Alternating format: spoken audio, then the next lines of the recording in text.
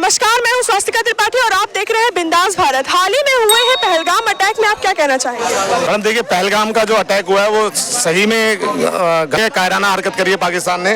और मैं सभी हिंदू भाइयों से ये कहूंगा कि भैया एक हो जाओ। ये समय जातिवाद में बंटने का नहीं है और जातिवाद से ऊपर हटके और हिंदू सनातनी बनिए, क्योंकि एक सामने जो एक कौम है जो सिर्फ और सिर्फ अपने आप को मन कहती है और कहीं ना तो कहीं हिंदुओं का नरसंहार हो रहा है। चाहे वो आप कश्मीर देखिए, चाहे आप मुर्शिदाबाद देखिए, चाहे बंगाल देखिए, चाहे नागपुर देखिए, तमाम तरह का जो है नरसंहार सिर्फ हिंदुओं के साथ किया जा रहा है। तो मैं सभी हिंदू व सनातनी भाइयों से यही कहूंगा कि भैया एक हो जाइए और एक रहिए, सेफ रहिए। जो हमारे मुख्यमंत्री बिल्डोजर बाबा ने जो एक नारा दिया है कि एक रहोगे तो सेफ रहोगे, बटोगे तो कटोगे, ये घटनाएं आपके सामने आ रही है।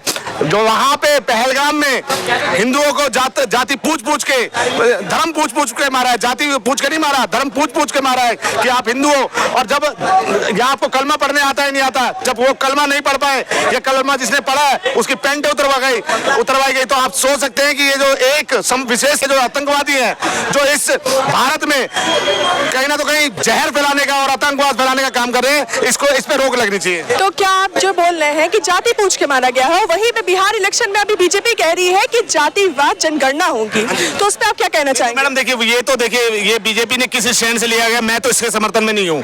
अगर जातिवाद सभी का जाति जनगणना होनी चाहिए तो सबकी होनी चाहिए, फिर मुस्लिमों की भी करनी चाहिए कि सिया कितना है, सुन्नी कितना है, बोहरा कितना है। ये हिंदुओं में ही जो है बांटने की जो राहुल को साजिशें हैं, ये ऐसा नहीं होना। नहीं, आप राहुल का बोल रहे हैं। अभी मोदी ने ये चीज बोली थी कि अपने पिछले इलेक्शन में वन नेशन वन आइडेंटिटी। खंडन करता हूँ कि जातिगत जनगणना नहीं होनी चाहिए थी।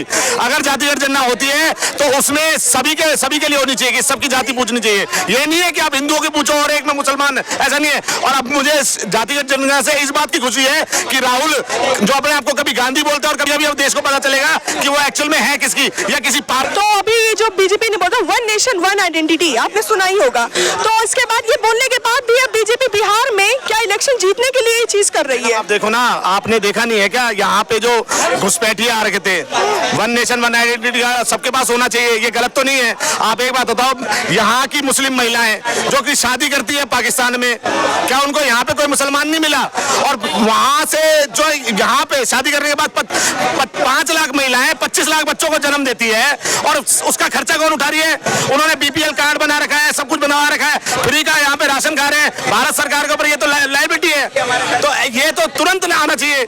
अभी जम्मू कश्मीर में मैंने एक पॉडकास्ट में सुना था जिसमें एक पाकिस्तान का बंदा जम्मू कश्मीर में 25 साल से पुलिस की नौकरी कर रहा है और उसके पास नागरिकता कहाँ की है? पाकिस्तान की, और यहाँ पे नागरिकता नहीं ली।